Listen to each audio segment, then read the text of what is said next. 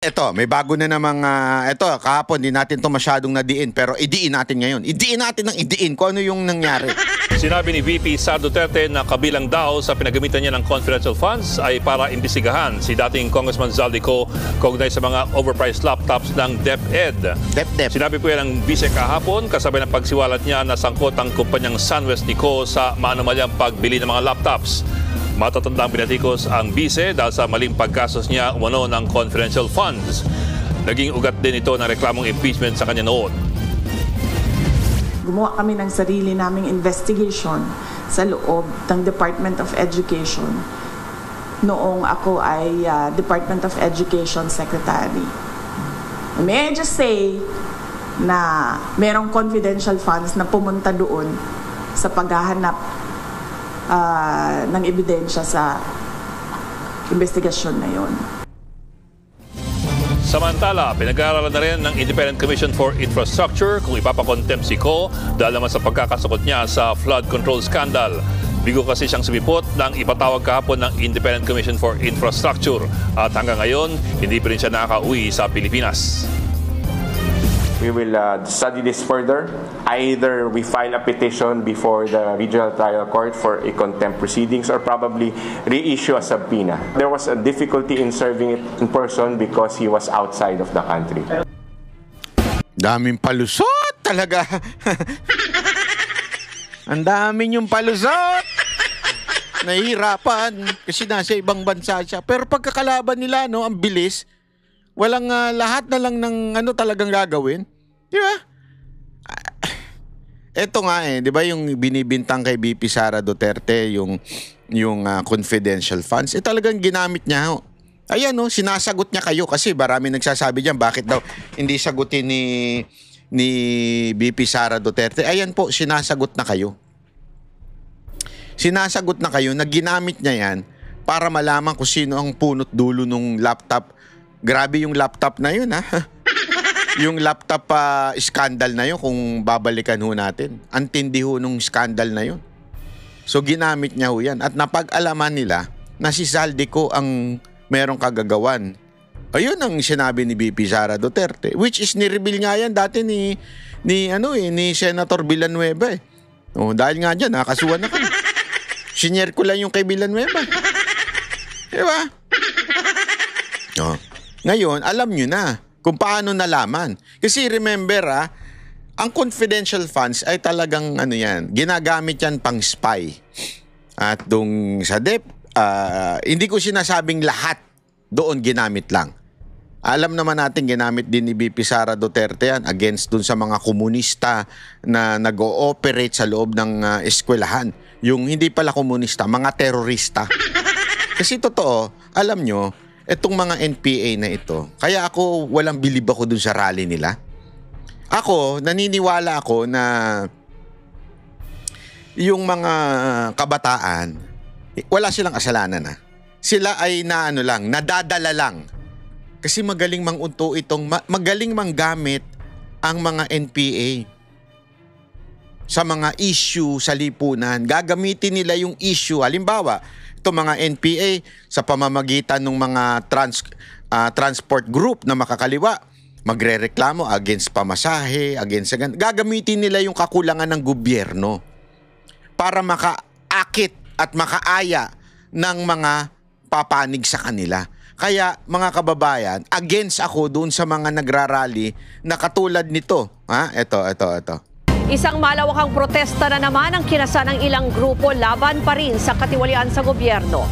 Pero ngayon, hindi na magkakahiwalay at nagsanib puwersa na ang daang-daang estudyante mula sa iba't ibang universidad sa Metro Manila. Para sa Update Live mula sa Menjola sa Maynila, nasa frontline ng balitang yan, si Camille Samonte. Camille, ano bang update dyan? Nagsimula na ba ang programa? Ruth, nagsimula na ang programa ng ilang grupo ng mga estudyante. Kasi kita ninyo, pansinin nyo ito. Una, wala silang tinutukoy. Pangalawa, kung may tutukuyin man sila, tingnan nyo yung mga comment section. Ano sasabihin nila? Si Sara Duterte, mga Duterte, Senator Bongo, lahat ng Duterte Alliance. Kaya nga mismo si Corina Sanchez, napanood ko sa isang tinanong niya yung mga kasama niya, bakit ang nauna si Senator Bongo?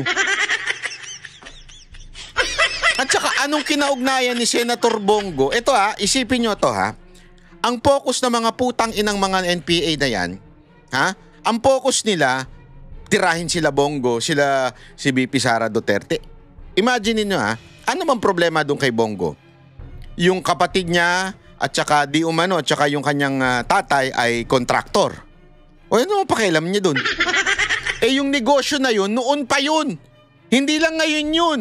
Noon pa yun. Matagal na. Hindi pa politiko si SBG noon, si Senator Bongo. Nandyan na yan, existing na yan. Pero, etong mga NPA na ito, hindi nila kine-question yung mga congressman mismo na kontraktor. Sila mismo. Hindi tatay, hindi kapatid. Sila mismo. Pero ang focus nila sa mga Duterte at kay Bongo at saka yung mga kaalyado pa. Doon makikita mo talaga na may iba silang motibo.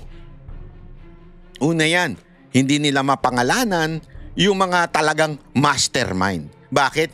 Kasi nga ginagamit lang nila. Hindi nila mapangalanan at maidiin ng todo si Romualdez. Bakit? Baka tanggalan sila. Alam mo na. Pag tinanggal yung financing nila sa kamera, wala na sila magagamit sa bundok. Kaya hindi nila talaga madiin si Romualdez. Pinipitik-pitik minsan ng mga kasama nila doon, pero diyan laging sigaw, ikulong ang ano? Manok? Baboy? Sino ikukulong? Hindi nyo masabi. Tapos, yung mga kabataan naman, kasi minsan ang mga kabataan natin sa Pilipinas, ligaw yan. Marami sa kabataan natin. Eto, real talk to. Marami sa kabataan natin kasi kulang sa pagmamahal, kulang sa aruga ng magulang. Bakit? Yung mga magulang nila, gago rin. May mga kabit din yung tatay, yung mga nanay, pariwara din. Kaya sila mga kulang sa pagmamahal. May problema sa bahay. Kaya tuloy, nagwawala. Hindi, ganyan naman Kita natin yan kaliwat kanan yung magulang nila walang kwenta. Di ba? Tapos biglang ngayon, ilalabas nila sa karsada yung kanilang galit sa mga magulang nila. Ganyan ang nangyayari. Di ba? So, ano ibig ko sabihin? Ginagamit yung mga kabataan nitong mga NPA na to. Nagpaparami sila ngayon. Pag nagrarally na sila, titingnan nila sino ba mga aktibo dito. Yan, kukumbinsihin natin yan. Anuhin natin yan. Kasi ganyan ang ginawa sa akin noon at saka si kay Mocha noon. Nagkamali kasi yung nagre-recruit sa amin. Matalino kami. Totoo. Ako, sabi ko nga sa inyo, aso ko. Anong aso? Malakas ang pangamoy ko. Pag alam kong tatarantaduhin ako, pantakin mo. Yan inaya kami, sige, barkadahan. Araw-araw pinupuntahan kami sa show, ganyan. Para kumbinsin, kwentuhan tungkol sa problema sa lipunan. Ang unang approach pa nga niya, gusto niya makipagtulungan sa mga Duterte. So, dinaya kami dun sa UP, yung mga bakwit. Tapos, ipinasyal kami, ito ang nangyayari, parang concern sila sa bayan. Siyempre ako, observe lang ako. Akala naman niya, maloloko niya ako. Observe ako, yan. Tapos nung mga tinanong ko na yung mga bakwit doon, walang alam. Binitbit lang sila galing sa bundok. At binabantayan ako. Hindi ako basta-basta pwedeng magtanong. Sabi ko, kaya pala hindi makasagot ito mga ito. Yeah? Tapos hanggang eventually, sabi ba naman sa akin, iniimbitahan ka? Saan ka iniimbitahan? Sa Davao City. Wow, sabi ko, Davao City. Saan?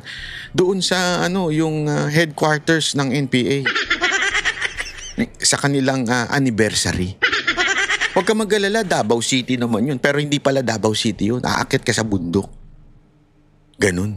Pupunta ka doon. Akala niya mauto niya ako. Hindi. Madami kong koneksyon Madami kong koneksyon sa Intel. Tinanong ko kagad. Sabi ko, ano ba ito? Di niya alam yun. Tapos hanggang inireveal sa akin yung istorya. Ganyan ang style nila para mag-recruit. Inano sa akin. Akala niya, mauuto niya ako. Ang problema, yung mga kabataan, ganyan. Uto-uto. Totoo. Gagamitin nila yan, rally, laban sa mga korap. Tapos, sila, para mga talent manager yan. Ano na sila, agahanap sila, mag-aay sila ng mga leader. Sino ba yung mukhang merong passion dito? Yung may passionate na ipaglaban ng bayan. Kukunin nila yon. Kasi, again, when emotions are high, intelligence, diba, is low. Mababa. So yung hahanapin nila yung galit na galit, yung mga passionate na mga kabataan na usually kinukuha nila dyan magaganda at pogi para mas makakapag-recruit. Kaya mga kababayan, yung mga magulang, ingatan nyo yung anak nyo sumali sa mga ganyan. Hindi legit yan. Hindi legit yan. Nagre-recruit lang sila sa NPA. Naghahanap lang sila ng makikita at maaay na ito, pwede itong ipasok, ma-emotional to. Gagamitin natin yung laban sa korupsyon para ma-recruit natin. Ganyan yung mga NPA. Kaya galit na galit sa akin mga NPA. Kasi binubuking ko sila. Tanongin nyo sa LTF, LCAC. Tanong ninyo sa NICA. Ganyan na ganyan ang style nila. Alam yan, alam mo ba, ako mismo nakita ko yun sa dami ng kanilang mga groups. As in, front. Legal front. Pero sa totoo lang, recruiting front yun. Going to the NPA.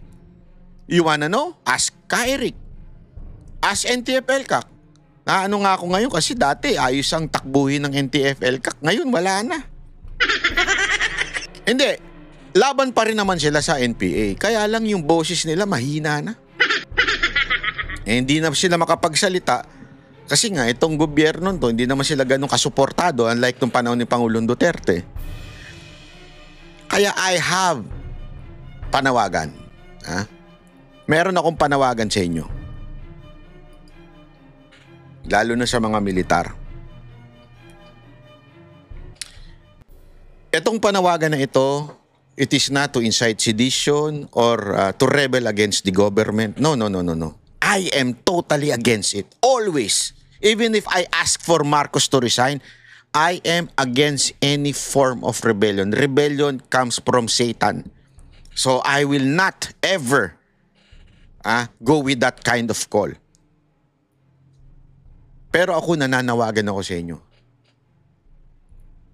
Sana nakikita nyo to as a bigger picture. These NPAs, lumalakas na sila through this fake love of the country or fake anti-corruption rallies.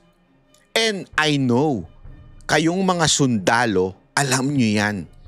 Kayong nasa intelligence ng AFP, alam nyo yan. They are using this quote-unquote anti-corruption rally to recruit students. Huwag niyong hayaan lumala ito. You have to intercede. You have to do something about this. Why? It is your legal definition or legal protector kayo ng ating konstitusyon. You are protector of the people, AFP. Kaya kailangan kayong makialam na. Makialam, hindi pabagsakin si Marcos ha. Again, hindi pabagsakin, hindi yun. Makialam na kayo sa ganito. Lalala ng lalala ito. Sinasabi ko na sa inyo, AFP, lalala ng lalala ito. Gagamitin ito ng mga NPA to recruit mga ralistang estudyante. Huwag nyo hayaan nito, AFP. Parang awa nyo na. Baka mamulat na lang tayo, rebelde na mga Pilipino. Lumakas sobra ang ganyang klaseng quote-unquote anti-corruption Gen Z. Hindi totoo yan eh. Fake yan. Alam nyo yan. Alam nyo kung sino ang korap sa Pilipinas. At yun dapat sana ang pinabababa natin. Pero hindi eh. Ginagamit ito ng mga NPA. Hindi nga nila madiretso kung sino eh. Ginagamit ito ng mga NPA para makapag-recruit. Parang awa nyo na AFP, do your job. This is your job. Protect the people. Protect the people from these NPAs. Protect these people from this rebelde in the schools, in the university. Protect us. Parang awa nyo na. I am calling sa mga AFP. Tulungan nyo kami. Yung mga kabataan natin, nare-recruit na. Parang awa nyo na. Do something about this. Maraming salamat po. Ako po si Banat Bay. Kami ang boses ng masa, hindi natatakot. Katotohanan lang, di kami nalulunod. Walang bahid ng sismis, lahat ay totoo. Kahit sino ka pa, pag mali ka babanatan ka. Walang pinipili kulay, wala kaming kinikilingan. Basta para sa bayan, kami lalaban. Pagdama palakpakan, pag mali banatan, di matitinag, di matatakot. Para sa bayan, tuloy ang sigaw. Sa harap ng kamera, walang halong takot. Mga baluktot, lahat kayo'y